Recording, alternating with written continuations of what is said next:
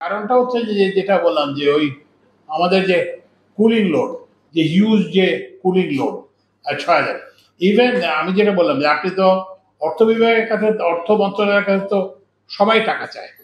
বিদ্যুৎ বিভাগ টাকা চায়, জ্বালানি বিভাগ টাকা চায়, শিক্ষা বিভাগ টাকা চায়, স্বাস্থ্য বিভাগ টাকা চায়। তো তারা যে সব টাকা দিতে পারবে এটা আমরা আশা করি না। কিন্তু এইটা যেটা বললাম এটা ঠিক আর্থিক সংস্থানের অভাবে যতটা নয়, সেটা তার থেকে বেশি হলো যে ওই যে যেটা বললাম যে এই যে বিদ্যুতের যে অপচয়, সেটার কারণে আমরা যদি কুলিং লোড যদি আমরা ইয়ে করতে পারি, কমাতে পারি, ২,০০০ মেগাওয়াটও যদি আমরা কমাতে পারি, তাহলে আপনি দেখবেন যে আমাদের ইয়েটাও লার্জলি ইয়ে ফ্রি থাকবে, লার্জলি লোডশেডিং ফ্রি থাকবে। ওই যে যেটা বললাম যে এখন হচ্ছে কি যে আমরা তো এই বিদ্যুতের ব্যবস্থাপনা কিভাবে করব। বিদ্যুতের ব্যবস্থাপনা করতে হলে যার কাছে আপনার বকেয়া আছে সে তো আপনাকে বিদ্যুৎ দিবে না, যার কাছে আপনার গ্যাসের জন্য বকেয়া আছে সে তো আপনাকে গ্যাস দিবে না। তো ওই জন্যই ওই যে অর্থ মন্ত্রণালয়ের সবার কারণটাই ছিল এটা, যাতে আমরা সেখান থেকে অর্থ সাহায্য পাই, যাতে করে আমরা আমাদের both our domestic supplies of power and also যে বিদেশ থেকে আমরা যারা আমদানি করি কিংবা বিদেশ থেকে যে আমরা গ্যাস আমদানি করি সেটার অর্থ সংস্থানের জন্য।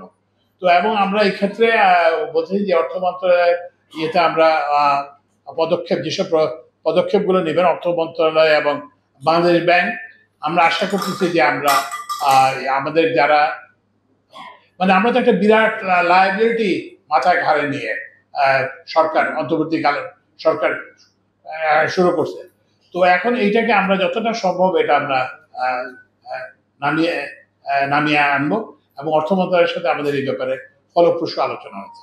মানে ইভেন ইয়ে তো বটেই, কি বলে যে রমজান মাস তো বটেই, ইভেন সামনের মাসগুলো তো এই যে সামার পিরিয়ড গুলোকেও আমরা কৃষিতে সেচ অব্যাহত রেখেও আমরা লোডশেডিং কিন্তু খুবই সামান্য পর্যায়ে, খুবই নেগলিজিবল পর্যায়ে নেমে আসতে। তো এই জন্য আমরা আপনাদের কাছে, আপনাদের মাধ্যমে আমরা পাবলিকের সহযোগিতা চাই। এই জন্য আমরা ওই যে টিভিতে ইমাম সাহেবদেরকে নিয়ে আজকে তো সব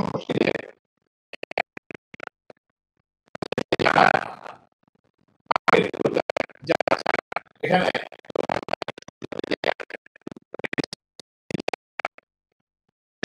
কোম্পানিগুলো মিটিং এ